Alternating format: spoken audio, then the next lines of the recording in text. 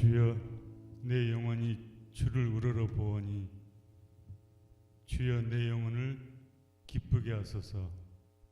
만물을 지으시고 다스리시는 하나님 아버지, 새벽두 수요일 밤 첫 예배의 자리에 인도하여 주심에 감사드립니다. 주의 궁정에서의 한 날이 세상의 만날보다 나으리니 세상의 만날보다 이 한날의 예배가 우리를 더욱 복되게 하옵소서. 이 밤에 간절히 바라옵기는 우리를 새롭게 하옵소서. 우리의 타성이 젖은 신앙생활에서 벗어나 더욱 새롭게 하나님을 만나는 한 해가 되게 하여 주시옵소서. 그리하여 우리의 입술을 통하여 흘러나오는 기도가 새롭게 되어지고 우리의 삶이 새롭게 변화되어지며 모든 관계를 새롭게 하여 우리를 통하여 하나님의 은혜가 흘러가는 축복의 통로로 사용하여 주시옵소서. 오직 주님께만 기대입니다. 주님 한 분만으로 만족하며 살아가는 한 해가 되게 하여 주시옵소서. 아멘. 물질의 풍요에 젖어 때로는 주님이 없는 듯 세상에 안주하며 살아갈 때가 많습니다. 또 무엇을 입을까, 무엇을 먹을까 염려하며 세상 사람들과 구별됨 없는 부끄럽고 죄스러운 삶을 반복하기도 합니다. 세상의 유혹들 앞에서도 넘어지지 않고 세상의 권력에 기대지 않으며 이 사회의 낮은 곳 약자들과 연대하며 그들의 친구가 되어주는 성김의 예배자에게 하소서. 아멘. 오직 당신의 아들 나의 주 예수 그리스도만 의지하며 살아가는 새해가 되게 하여 주옵소서. 아멘. 올 한 해 우리 소망교회를 통하여 이루가실 주님을 기대합니다. 모든 말씀 살아계신 예수님 이름으로 기도합니다. 아멘.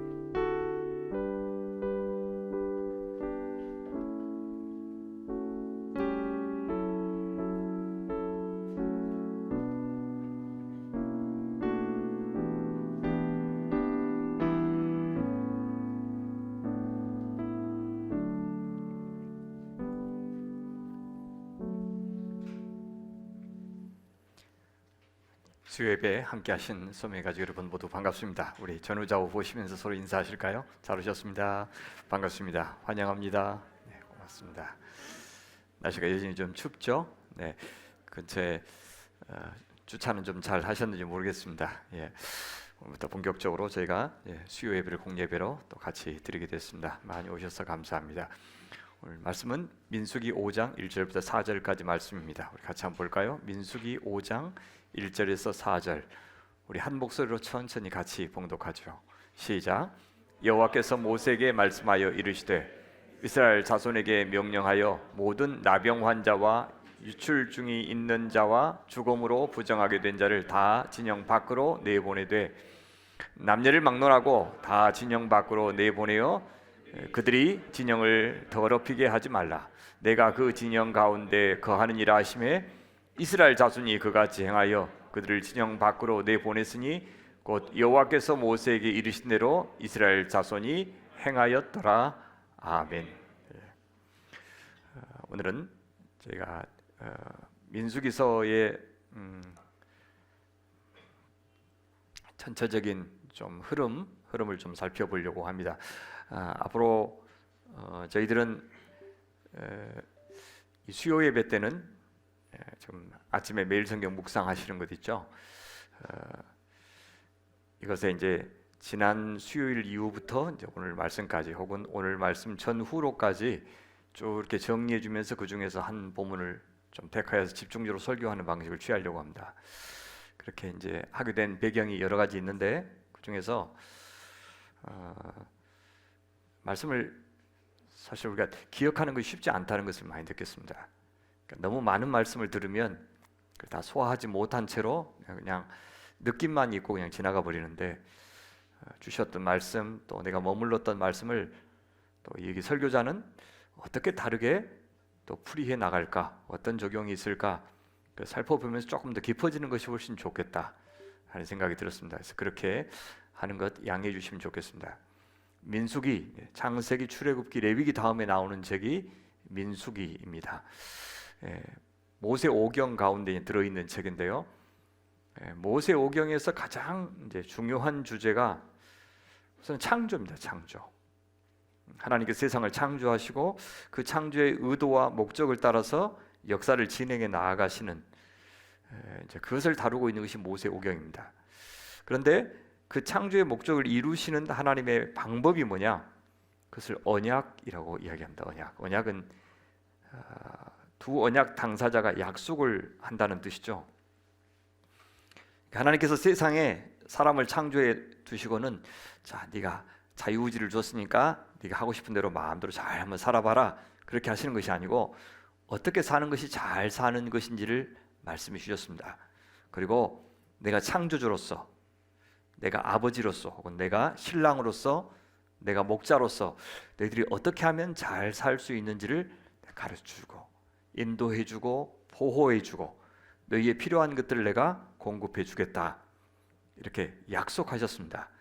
그렇게 하나님이 하나님 노릇하시고 우리는 이제 하나님의 백성으로서 신부로서 혹은 양으로서 이제 하나님과의 그 관계 속에서 우리의 역할을 감당하는 그 관계를 뭐라고 그러냐?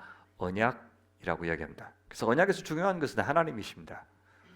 하나님의 의지 또 하나님의 목표, 하나님의 성품 이것이 결정적으로 중요해요. 왜냐하면 우리는 처음부터 완벽한 존재로 지음받지 않았고 어떤 과정 속에서 온전해지는 사람으로 지음받았기 때문에 우리한테만 맡겨두면 엉망이 되겠죠. 그래서 우리가 온전해질 때까지 하나님께서 보살피시고 이끌어 가시는 그것을 이제 보통 교리적으로는 성화 그렇게 표현하죠. 그래서 온전해져 가는 그 과정에 하나님께서 책임져 주시겠다라고 하는 것이 언약이에요. 그래서 창조와 그 창조의 목적을 이루는 언약 이것이 모세 오경에서 가장 중요한 주제입니다. 그것을 한마디로 이렇게 표현하죠. 나는 너희의 하나님이 되고 너희는 나의 백성이 되리라. 이것이 이제 언약에서 가장 중요한 선언입니다. 그래서 인간을 그렇게 창조하시고 인간이 살아갈 이 생태계, 세상과 또 다른 생명들을 다 창조하셔서 궁극적으로 이루려고 하시는 목적이 뭐냐? 하나님 나라 창조입니다. 하나님 나라 창조. 이것이 이제 모세 오경에서부터 이제 등장하고 있습니다. 근데 그것은 철저하게 창조주 하나님의 능력으로 바로 하나님 나라가 창조될 것이다라고 하는 것을 보여주는 것. 이것입니다. 왜 자꾸 이렇게 안 넘어갑니까? 아마 여기서 거리가 좀 멀어서 그런 것 같은데요. 창조의 목적이 무엇인지를 이제 보여주는 것이 이제 출애굽기입니다. 출애굽기 1장부터 18장까지 이제 하나님께서 이스라엘 백성들이 이제 저 고센 땅 야곱의 후손 70명이 내려가서 이제 고센 땅에 정착해서 400년 동안 그 땅에 있으면서 이제 생육하고 번성하여 많은 자손이 생겼습니다. 원래 이제 아브라함에게 주신 약속 가운데 그게 두 가지가 있는데 하나는 자손에 대한 약속, 하나는 땅에 대한 약속이었죠. 그 자손에 대한 약속을 하시면서 저 하늘의 별과 같이 바다의 모래와 같이 저 티끌과 같이 많은 자손을 주시겠다라고 약속을 하셨어요. 그래서 고센 땅에서 400년 동안 그 자손에 대한 약속이 이루어졌습니다. 이제 어떤 약속이 남아 있죠? 땅에 대한 약속이 남아 있죠. 그러려면 저 고센 땅에서 나와야 합니다. 그래서 출애굽기 1장부터 18장까지는 이제 모세를 부르시고 그 모세를 통해서 이스라엘 백성들을 출애굽하시는 이야기죠. 그런데 그렇게 출애굽한 목적이 뭐냐는 거예요. 그렇게 구원했는데 그들을 해방시켰는데 그래서 그들에게 자유를 주셨는데 그래서 내가 살고 싶은 대로 이제 살아라. 바로의 지배 아래에서 벗어나서 자유롭게 내가 원하는 대로 살아라. 그렇게 하신 것이 아니고 내가 진짜 창조의 목적을 지금 이루겠다. 뭐라고 그랬어요? 아까 나는 하나님이 되고 너희는 백성이 되는 그 목적. 그래서 하나님 나라를 이룰 내가 목적을 이제 이루겠다라고 말씀하셔요. 그래서 어떤 백성으로 만드는 것이 하나님 나라가 이루어지는 것입니까? 그것이 이제 19장부터 40장까지 나와요. 다음으로 넘겨주세요. 19장부터 40장까지 나오는데 그 중에서 19장부터 24장까지는 무슨 내용이냐면 언약을 맺는 장면이 나와요. 그 백성과 하나님 사이에 관계를 형성하는 겁니다. 그리고 25장부터 이제 40장까지는 그렇게 이제 관계가 형성된 하나님과 자기 백성이 함께 거하는, 그죠? 성막이 만들어지는 이야기를 하죠. 자, 그래서 어떤 백성으로 만드는 것이 하나님 나라가 이루어지는 것이냐? 하나님으로서 역할 잘 하실 수 있습니다. 하나님이 뭔가 달라져야 되거나 준비해야 되는 것은 아니에요. 백성들이 준비해야 되죠. 그래서 그 백성들이 어떤 정도의 역할을 할 수 있는 사람으로 하나님께서 만드시려고 그들을 출애굽시키셨느냐? 저기 나오죠. 내가 애굽 사람에게 어떻게 행하였음과 열재앙으로 그들을 혼내주셨죠. 그리고 바로와 그 정예 부대를 홍해 바다에 수장시키셨죠. 내가 어떻게 독수리 날개로 너희를 업어 내게로 인도하였음을 너희가 보았느니라. 세계가 다 내게 속하였나니. 이건 충격적인 말이에요. 당시 어떤 나라도 자기 신이 온 세계를 다 다스린다고 주장하는 신은 없었어요. 그냥 지역신 개념이었어요. 그리고 민족신 개념이었어요. 그래서 이 지역은 이 신이 맡고 저 신은 저쪽 지역을 맡고 다 그렇게 생각했는데 하나님은 아니야. 온 세상이 다 내가 창조했어. 다 내 것이야. 내게 속했어. 자, 그러니 이제 너는 내 백성이 되는데 내 백성의 조건이 뭐냐? 너희가 내 말을 잘 듣고 내 언약을 너희가 지키면, 언약의 내용이 뭐니까요? 토라죠, 토라. 하나님의 말씀에 담겨져 있는 그 내가 너에게 명령한 것 잘 지키면, 나를 하나님으로 인정하면 너희는 모든 민족 중에서 내 소유가 되겠고, 이 소유는 뭐냐면 그냥 이 포제션, 소유물을 가리키는 단어가 아니에요. 값진 보화를 가리키는 단어예요. 세굴라라고 한다는데 굉장히 값어치 있는 보화, 값진 보화로 삼겠고, 그다음 너희가 어떤 역할을 하느냐? 너희가 내게 대하여 제사장 나라가 되며, 제사장이라고 하는 것은 하나님 앞에서는 백성들을 대신하고 백성 앞에서는 하나님의 역할을 해서 하나님의 말씀을 전하고 가르치는 자, 그 중간에서 하나님과 백성 사이를 연결하는 역할을 제사장이 하죠. 온 세상 앞에 내가 너희를 내 백성으로 삼아서 하나님 믿는 것이 어떤 것인지를 온 세상한테 보여주고, 저 하나님이 살아계시고 저 하나님만이 유일한 참신이고 저 하나님께서 너희를 창조하셨고 너희를 사랑하며 너희를 내 백성으로 부르시기를 원하신다는 것을 네가 보여줘야 된다고 말해요. 그러려면 어떻게 됩니까? 하나님의 형상대로 지음받은 그 인간이 하나님의 형상을 회복하는 삶을 살아야 돼요. 그 말은 하나님을 닮은 사람, 하나님의 마음을 품는 사람, 하나님의 성품을 따라 사는 사람이 되어야 해요. 그것을 뭐라고 부릅니까? 거룩한 백성이라고 그래요. 저 세상 사람들이 사는 것처럼 그렇게 살지 말고 내가 정해준 그 법을 따라서 가장 하나님의 성품이 반영된 그 토라, 하나님의 말씀을 따라서 사는 거룩한 백성이 되는 것, 그것이 바로 내가 너희를 선택하여 부른 목적이다. 창조한 목적이다. 구원한 목적이다. 자유를 준 목적이다. 해방을 시킨 목적이다. 그래서 내가 너 그런 사람 만들어서 하나님 나라 이루려고 한다. 이렇게 말씀하시는 겁니다. 이것이 이제 출애굽기서예요. 그다음에 우리 성막을 만들었으니까 그 다음에 뭐가 나와야 되겠어요? 성막 안에서 레위기 10장까지는 거기서 이제 희생 제사를 어떻게 지내야 되는지 쭉 희생 제사, 여러분 작년에 묵상하셨죠? 얼마나 욕 보시면서 묵상하셨습니까? 레위기, 그렇죠? 다 끝난 줄 알았는데 또 민수기가 또 나와서, 그렇죠? 또 묵상의 광야를 지나고 있습니다. 이걸 해 말어 그렇게 하시면서 10장까지 그 성막에서 진행되는 희생 제사, 그 다음에 제사장. 지금 우리는 창세기, 출애굽기, 레위기 이렇게 책을 이렇게 나누지만 원래는 한 책이겠죠. 그렇죠. 쭉 연결되는 겁니다. 그 다음에 11장부터 16장까지는 소위 정결법에 대해서, 뭐가 정하고 뭐가 부정한지, 뭘 먹어도 되고 뭘 먹으면 안 되는지, 뭘 만지면 되고 뭘 만지면 안 되는지, 그것을 정결이라고 해요. 그리고 부정해지면, 부정은 죄하고는 조금 다른 개념입니다. 부정해지면 어떻게 하면 다시 깨끗하게 될 수 있는지 그 방법까지도 가르쳐 주시는 것이 16장까지예요. 17장부터는 무슨 내용이냐면 17장부터 나머지 이제 27장까지 나머지 절반은 그것을 성결법이라고 그래요. 이제는 도덕적이고 윤리적인 삶에 대해서 이야기해줘요. 앞에는 제의적인 경건에 대해서 이야기했죠. 고맙습니다. 그 다음에 여기서는 뭐냐면 삶에서의 정결함을 이야기해요. 둘 다 거룩이에요. 거룩인데 하나는 제의적인 정결, 하나는 삶에서 도덕적이고 윤리적으로 바르게 하나님의 형상답게 하나님 나라의 백성답게 어떻게 살아야 되는지를 말해줘요. 그래서 보통 우리가 레위기 하면 제사장법이다. 전혀 아니에요. 제사에 대한 이야기도 나오고 레위인들의 이야기도 나오지만 더 크게는 하나님의 백성들이 지켜야 될 것들이 나오죠. 근데 그 절반은 제의적인 것이 나오고 바로 절반은 삶에 대한 것이 나온다. 그래서 레위기는 그렇게 거룩한 백성의 삶에 대해서 이야기합니다.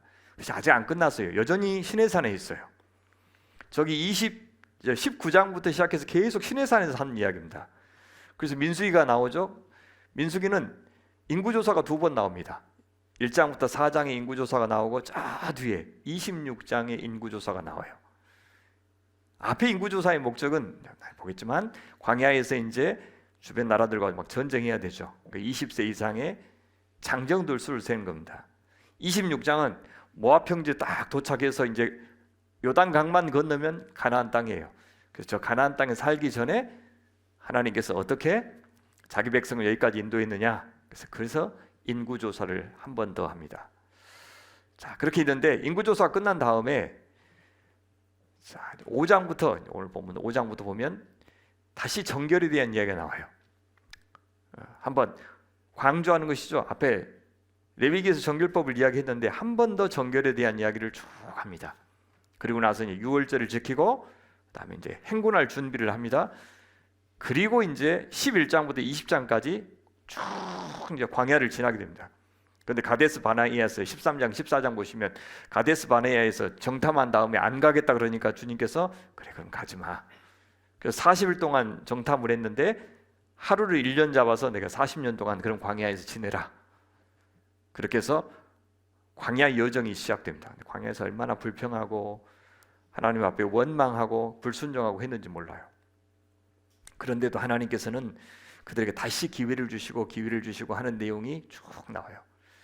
그리고 드디어 중간에 가다가 만난 그 이제 백성들을 이제 방해하는 사람들을 하나씩 이기고 모압 땅을 딱 차지하면서 모압 평지 이렇게 그래서 가나안 동편 땅이라고 그러죠.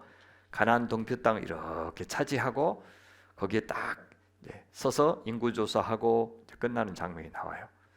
그러면서 이제 그 모압 평지에서 모세가 저 가나안 땅에 들어가면 너희들이 어떻게 살아야 되는지를 한 번 더 이야기해 줘요. 시내산에서 한 번 이야기해 준 적이 있죠. 그래서 시내산 언약 그렇게 부르는데 모압 평지에서 모세는 자기는 못 들어간다는 말을 이미 들었어요. 그렇지만 들어가는 너희는 어떻게 살아야 하는지를 한 번 더 이야기해 줘요. 그래서 제 신자를 써서 신명기 그렇게 이야기하죠. 그래서 그 모압 평지에서 고별 설교하는 것을 신명기 그렇게 이야기해요. 그래서 창세기부터 신명기까지가 그렇게 쭉 진행됩니다. 자, 모세오경 다 했습니다. 민수기에서 참 중요한 분수령이 되는 장은 13, 14장이에요. 가나안 땅을 정탐하게 하죠. 한 지파의 지도자 한 명씩 굉장히 베테랑들이 선임됩니다. 그 사람들이 저 북쪽에서부터 저 남쪽까지 가나안 땅 전체를 쭉 정탐하게 해요. 우리가 그 반응을 알고 있죠. 10지파 지도자들은 가면 안 됩니다. 거인같이 아주 장대 같은 사람들이 거기에 버티고 있고 우리는 그들에 비하면 메뚜기 같습니다. 못 갑니다. 비록 참 먹을 건 참 풍성한 땅이지만 그들이 우리를 삼킬 것입니다 라고 굉장히 부정적인 보고를 합니다. 오직 여호수아, 에브라임 지파 여호수아와 유다 지파 갈렙 이 두 사람만 가서 정복해야 된다고 저들은 우리의 밥이라고 그렇게 반응한 것을 볼 수 있습니다. 그래서 10지파 사람들의 말을 듣고 이제 안 가기로 합니다. 그래서 40년 광야 방랑 생활이 시작됩니다. 그렇다면 하나님께서 40년 동안 이스라엘 백성들에게 광야의 시간을 허락하신 목적이 뭐겠습니까? 앞으로 이제 광야의 행군이 시작될 것인데 그 행군의 목표 지점이 뭐겠어요? 당연히 지리적으로야 저 가나안 땅이지만, 그렇죠, 40년 동안 가면 금방 갈 수 있는, 한 사흘이면 갈 수 있는 60만 정도 된다고 그랬으니까 길게 잡아야 한 주, 그죠? 2주 아니면 다 갈 수 있는 그 땅에서 40년 동안 보내야 되는데, 그 40년 동안 광야에서 이리 갔다 저리 갔다 하는 이 모든 여정의 목표가 뭐겠습니까? 바로 아까 출애굽기 19장에 나왔던 하나님의 거룩한 백성을 창조하는 것, 내 소유가 될 만한 사람, 제사장 나라가 될 만한 사람, 그렇죠, 거룩한 백성이 될 만한 사람을 창조하는 것. 그래서 하나님이 하나님 노릇하시고 우리는 당신의 백성이 될 만한 그런 사람을 만들어가는 과정이 바로 이 광야 생활의 목표다, 그렇게 보면 되겠습니다. 다시요, 거룩한 백성은 누구라고요? 하나님의 형상을 회복한 백성. 그래서 이제 민수기서나 레위기서에 보면 이 거룩에서 파생된 다른 개념들이 나오는데, 그것이 바로 아까 정결, 부정, 성결, 세속, 이런 개념들이에요. 그러니까 단순히 이 책에 나온, 율법 책에 나온 그 작구들을 잘 지키는 그런 거룩만 있는 것이 아니라 이 거룩은 철저하게 관계적인 거룩이에요. 그러니까 정결법을 지키고 안 지키고, 이 문제는 결국 어디서 파생되는 겁니까? 실수로 하는 것은 얼마든지 정결해질 수 있는데 문제는 마음이죠. 하나님께서 정한 그 것들에 대해서 지키는 거죠. 왜 돼지고기는 먹으면 안 되고 소고기는 먹어도 되냐? 왜 양고기는 먹어도 되지만은 또 낙지는 먹으면 안 되느냐? 여러분 여전히 모릅니다. 그냥 제7의 안식일 교인 같이 그분들은 아예 지금도 안 먹고 있지만 보니까 다 먹는 것도 아니더라고요. 왜냐하면 제7의 안식일 교 안에서도 일부는 또 먹기도 하고 또 그렇더라고요. 그래서 본인들 안에서도 의견이 좀 다른 것 같은데, 정확하게 학자들이 추측은 하지만 어떤 기준을 따라서 이것은 먹어도 되고 안 먹어도 되는지를 정했는지는 아무도 몰라요. 중요한 것은 뭡니까? 어떤 이유가 있어서 그렇게 하라 하지 말라라고 정한 것과 부정한 것을 나누신 것이 중요한 게 아니라 하나님이 명령하셨다가 중요하죠. 그래서 이 법을 지키는데 정말 중요한 것은 이 법의 타당성 여부가 아니에요. 뭡니까? 하나님과의 관계죠. 그분과의 관계 안에서, 그분과의 인격적인 교제 안에서 실현되는 그 목표가 바로 거룩입니다. 그래서 하나님이 좋아하시니까, 하나님이 그렇게 하라고 했으니까 나는 그렇게 할 거야. 왜? 하나님이 내 창조주이시니까, 하나님이 내 생명이시니까. 그렇게 고백하는 사람들이 그리스도인이에요. 그래서 주님께서 뭐라고 그러시냐면, 내가 거룩하니 너희도 거룩하라. 이것을 예수님은 산상수훈에서 어떻게 바꿔서 말씀하셨어요? 내가 온전하니 너희도 온전하라, 이 말로 바꾸셨어요. 이 레위기 말씀을. 자, 제사장 나라로 살면 이제 어떻게 살아야 되느냐? 아까 이야기했죠. 세상과 하나님 사이에서 중보하는 것. 그래서 이것이 바로 이스라엘의 사명이었습니다. 사명. 그래서 사명을 잘 감당하는 사람 되는 것, 그것이 바로 소명의 이유다라고 이야기했습니다. 그래서 이스라엘이 무조건 선민이니까 축복받았다, 그렇게 하면 안 됩니다. 사명을 잘 감당할 때 그들에게 이 자리가 축복의 자리가 된다라는 사실. 그래서 이스라엘 백성들은 저절로 다 구원받은 것이 아니고, 그렇죠? 사명을 감당하는 이스라엘만 하나님의 백성으로 인정받았죠. 그것을 뭐라고 그래요? 믿음을 따라 의롭게 되었다라고 표현하죠. 사도 바울이 바로 그것을 이야기하는 거예요. 그래서 아브라함의 육신의 후손들이 진짜 후손이 아니고 바로 믿음을 따라 난 후손들이 참된 하나님의 백성이다 라고 이야기했던 이유가 바로 저겁니다. 누가 믿음의 사람입니까? 바로 사명을 감당하는 사람, 제사장 역할을 잘 하는 사람, 이것이 바로 하나님의 백성입니다. 자, 민수기 1장부터 10장까지 우리가 봤듯이 4장까지는 인구조사하고 난 다음에 5장부터 이제 8장까지 길게 이제 성결법에 대한 얘기가 나왔었죠. 정결법. 그리고 나서 이제 9장과 10장에 준비를 이제 하는데, 당연히 광야 여정을 준비하는데 가장 필요한 준비물은 뭐겠습니까? 우리가 생각해 물도 필요하고 무기도 필요하고 식량도 필요하고, 야, 그런 것들 앞으로 40년 동안 너희가 지내야 되니까 잘 챙겨라, 그렇게 하실 것 같은데 아니에요. 주님께서는 정결해라, 너희가 거룩해라, 그것을 강조하셔요. 앞으로 40년 동안 광야에서 너희가 잘 사는 비결은 물, 무기, 식량 이것들 잘 갖추는 것이 아니고 그것을 아껴 먹는 것이 아니고 뭐다? 정결해야 된다. 거룩해야 된다. 그렇게 말씀하셔요. 그 이유가 뭡니까? 왜 이것을 제일 먼저 강조했을까요? 민수기 5장 2절과 3절 가운데 우리가 읽어본 대로입니다. 내가 그들 가운데 머물겠다 말씀하시죠. 광야 여정의 성패는 뭐에 달려있다는 겁니까? 하나님께서 이스라엘 백성 가운데 임재하시냐 그렇지 않느냐, 하나님이 동행하시냐 그렇지 않느냐가 이 광야 여정을 무사히 통과해서 가나안 땅에 이룰 수 있느냐 없느냐에 달려 있습니다. 하나님께서는 자기의 능력으로 즉시 눈만 떴다 감았다 떠도 저 가나안 땅에 도착해 있는 이스라엘 백성들을 얼마든지 만들 수가 있습니다. 독수리의 날개로 진짜 옮겨서 저 가나안 땅 주시는 것 일도 아닙니다.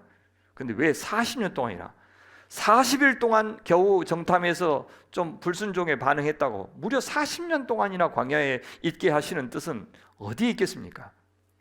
그들로 저 애굽의 존재 방식, 애굽의 사고 방식, 애굽의 세계관, 그래서 참 주인이신 하나님을 모른 채로 400년 동안 길들여져 있던 저 바로의 세계관에 젖어 있는 사람들을 하나님 나라 세계관으로 만드는 일, 그것이 하나님이 이 광야 학교에 그들을 보내신 이유였습니다. 그래서 하나님이 그들 가운데 거하시면서 하나님이 누구이신지를 그들이 경험하지 않으면 이 광야 여정은 목숨이 붙어있다 그래서 그들이 성공적으로 광야 여정을 통과할 수 있는 것이 아닙니다. 바로 이것이 광야라고 하는 사실을 그들은 꼭 기억해야 됩니다. 광야는 어떤 것입니까? 광야가 갖고 있는 이미지가 성경에서 두 가지입니다. 두 가지를 동시에 알아야 되는데, 첫 번째는 뭐냐? 광야는 철저하게 죽음의 땅입니다. 그것을 다른 이미지로 불임이라고 그래요. 불임. 아이를 낳을 수 없는 것. 그래서 땅으로서는 씨를 심을 수도 없고, 그래서 열매를 맺을 수도 없는 불임의 땅. 이 불임의 땅 광야는 무엇을 암시하냐면 그 광야를 지나는 인간이 철저하게 불임의 존재라는 것을 보여주는 겁니다. 자기 스스로의 힘으로는 자녀를 낳을 수도 없고 우리 인간 스스로 살아갈 수 없는 그런 존재가 바로 광야이면서 동시에 우리 인간이다. 그러면 그런 생명의 하나님과 연결되어 있지 않으면 살 수 없는 인간이 이 소위 생명이 살 수 없는 죽음의 땅을 지나면서 물 좀 있다고, 식량이 있다고, 무기 있다고 안전하게 지날 수 있다고 아무도 상상할 수가 없습니다. 바로 그 땅은 복이 없는 땅입니다. 그것이 바로 광야입니다. 광야는 동시에 생명 창조의 모판이 되고 있는 것이 광야입니다. 성경에서 창세기 1장 2절이 바로 그 광야를 묘사하고 있는 겁니다. 땅이 혼돈하고 공허하며 흑암이 깊음 위에 있고, 혼돈하고 공허한 땅, 그 다음에 흑암, 이것이 바로 광야의 특징입니다. 그런데 그 하나님의 영 성령께서, 창조의 영께서 그 물 위를, 혼돈의 그다음에 깜깜한 어둠이 가득한 그 물 위를 이렇게 운행하셔요. 운행하시면서 창조를 좀 하실 준비를 하고 있는 겁니다. 따라서 이 광야라고 하는 것은 인간으로서도 그렇고 조건으로서도 그렇고 하나님이 창조하실 수 있는 최적의 조건입니다. 자기의 창조 능력을 발휘할 수 있는 최적의 조건, 그것이 바로 광야의 상태, 혼돈과 공허의 상태입니다. 그것을 너희가 광야가 되어라, 광야인 것을 인정하라, 그 말을 우리가 송구 영신 예배 때 들었던 바로 너희는 가만히 있으라, 너희는 가만히 있어 내가 하나님 됨을 알지어다 라고 하는 것은 아무 일도 하지 말고 아무 생각도 하지 말고 아무 말도 하지 말고 그냥 가만히 기다리기만 있으라 그런 뜻이 아니고, 주님, 제가 당신 없으면 살 수 없는 연약한 사람입니다.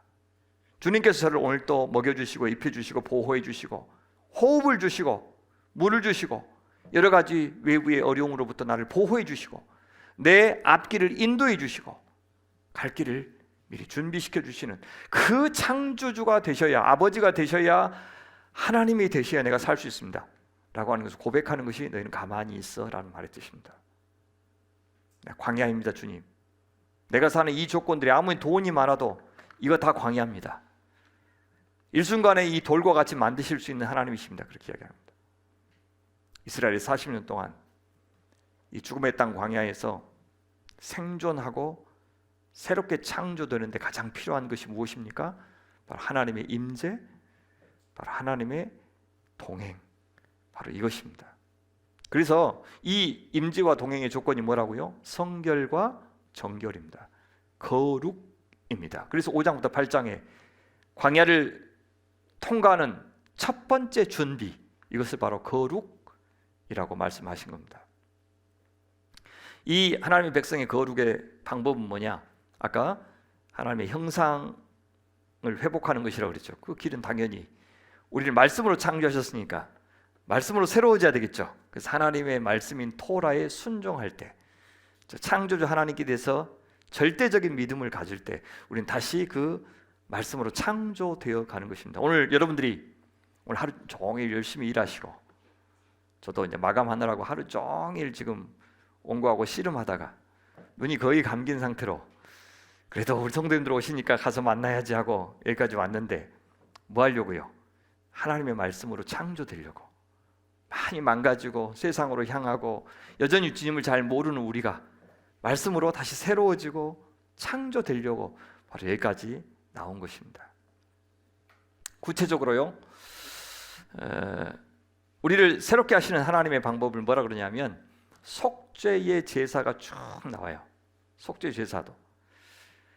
근데 그 속죄는 두 가지 역할이 있습니다. 하나는 대속, 우리의 죄를 대신해 주는 것이고, 다른 하나는 정화, 깨끗하게 해주는 거예요.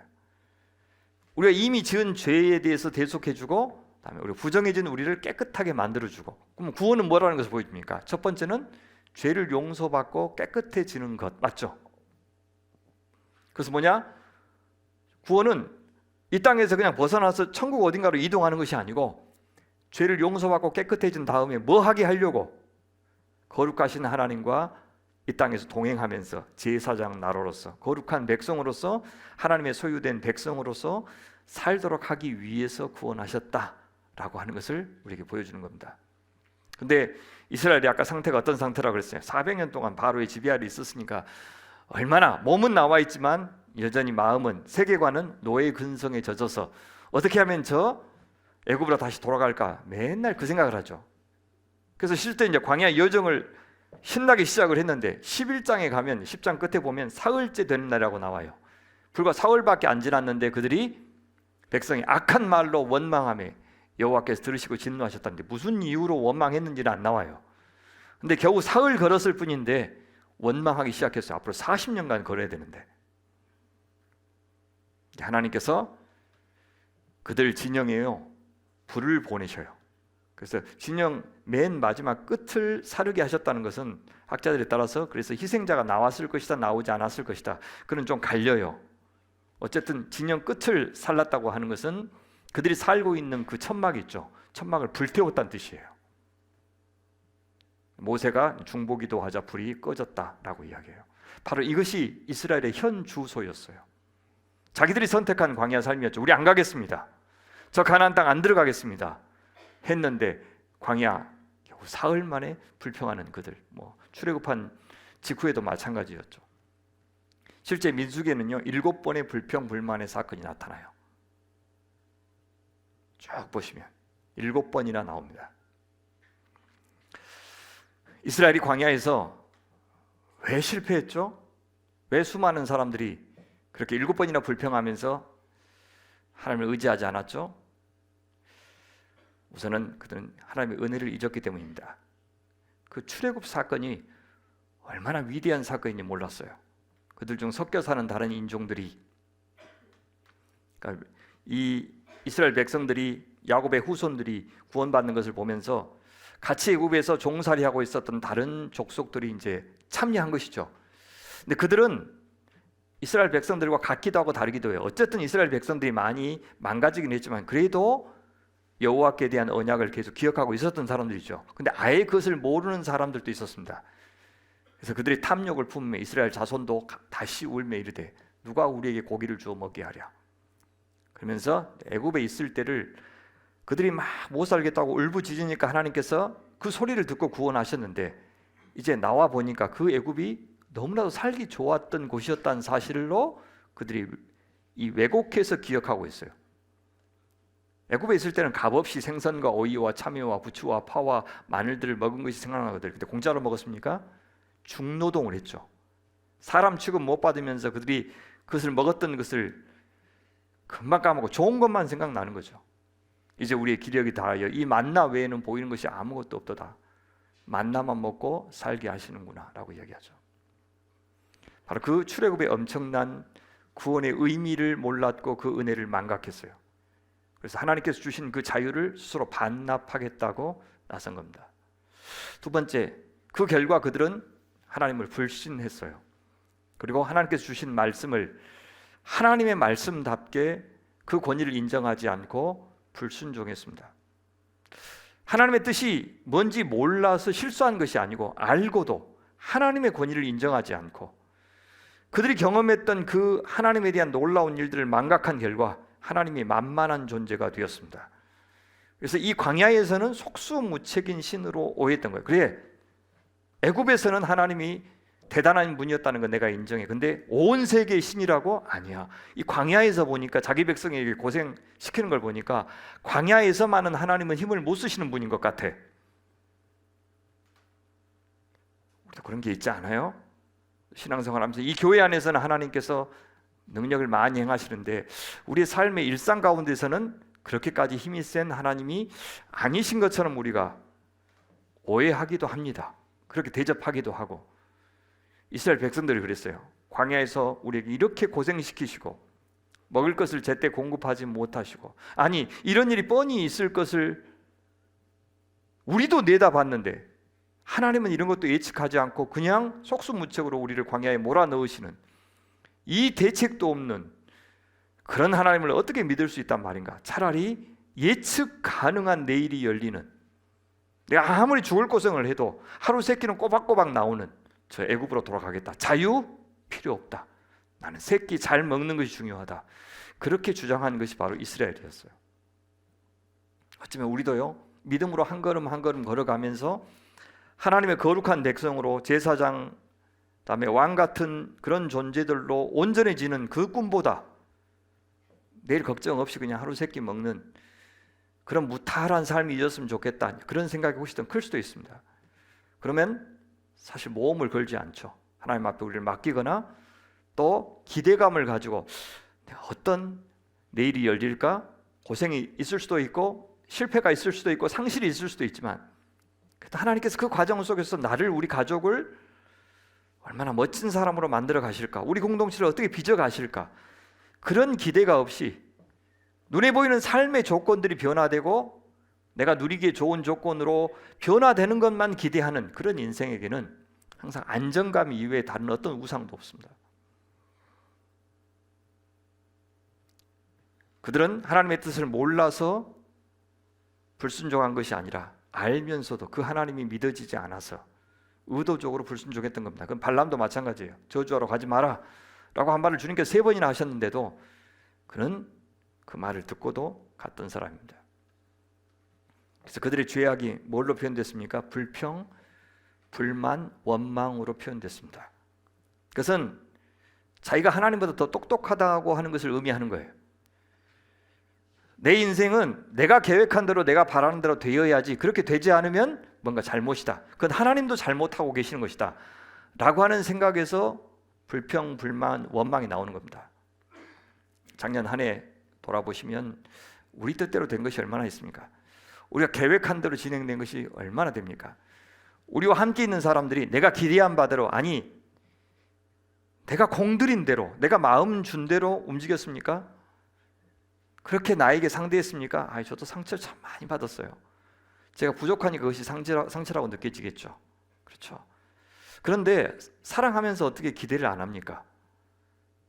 예수고 사랑하고 하면서는 이 관계가 좋아지겠지, 내 뜻을 알겠지, 내가 공들인 만큼 성장하겠지, 이런 다양한 기대를 갖고 항상 관계에 들어가기 때문에 기대가 없었으면 상처도 안 받죠.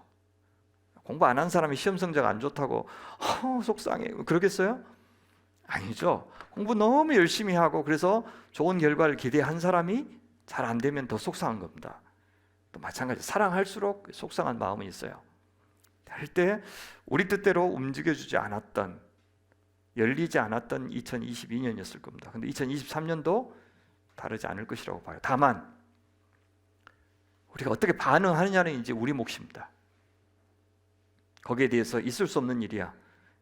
이러면 안 되지. 하나님이 그러시면 안 되지 라고 해서 받아들이지 않고 불평하고 불만하고 기도하기를 멈추고 순종하기를 멈추고 주님 앞에 나가기를 멈추고 주님 나 잘해주실 때까지, 다시 이 상황을 하나님께서 온전하게 다시 되돌리실 때까지 난 가만히 있을 겁니다. 나 이제 예배도 안 드리고 하나님 나 화났어요. 그렇게 할 수도 있고, 뭐 하시려고 그러지? 주님 또 뭐 하시려고 이렇게 막으시는 거지? 내 길을 막으시는 거지? 라고 또 기대감을 가지고, 난 잘 모르지만 선뜻 감사가 미리 나오지도 않고 기쁘지도 않지만 속상한 마음은 여전하지만 뭐 하시려고 그러지? 라고 하면서도 기다리면서 주님 앞에 나아가는 그런 선택을 할 수도 있어요. 이스라엘 백성들은 감사하지 않았고 만족함이 없었고 제 뜻대로 되지 않으면은 하나님도 인정하지 않기로 결정한 겁니다. 그것이 불평, 불만, 원망입니다. 이것 때문에 그들은 광야에서 실패했습니다. 민수기는 그래서 민수, 사람들의 숫자를 헤아리는 책, 그래서 2번의 인구조사가 있다고 했습니다. 자, 민수기의 메시지를 정리하고 마치겠습니다. 첫 번째, 광야 여정의 성패는 자기 백성 가운데 하나님의 임재와 하나님의 동행, 여기에 달려있다. 하나님이 생명이신데 죽음의 땅을 지날 때 생명의 하나님이 계셔야 물도 나오고 그다음에 떡도 나오고 안전으로부터 보호하시고, 우리가 광야 같은 그런 존재이기 때문에 하나님이 우리와 함께 하셔야 우리가 복의 사람이 될 수 있다. 그 하나님의 임재와 동행의 조건은 뭐다? 거룩이다. 그것이 정결과 성결. 정결은 제의적인 것이고 성결은 삶, 인격, 관계에 대한 것이다 라고 했습니다. 윤리, 도덕에 대한 것이죠. 우리의 거룩은 단순히 이 율법의 조문을 지키는 문제가 아니라 살아계신 하나님, 우리를 사랑하시는 그 하나님께 대한 인격적인 순종, 또한 믿음, 바로 이것이 거룩이다. 그것이 바로 하나님의 형상을 회복하는 것이다 라고 했습니다.